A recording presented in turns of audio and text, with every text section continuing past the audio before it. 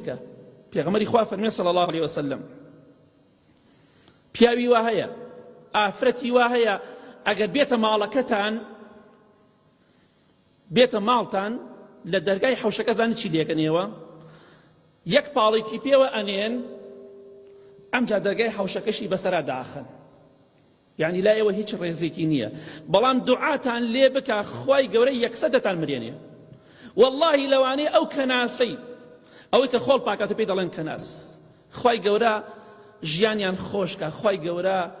ئەو کەسانیش لوت بشکێنە کە سوکایەتیان پێ دەکەن ئەوەی کە ماڵەکەی بەردە ماڵەکەی تۆ و دوکانەکەی تۆ پاک دەکاتەوە ئەوە مەرجنی بێ ڕێز بێ لەوانەیە قسەیەکی پێ بڵێ سوکایەتیەکی پێ بکەی یەک دوعایەکە لێ بکە هەتا ماوی خێر و خۆشی لە خۆت نەبینی نازانی ئەوانە فەقیر و هەژارن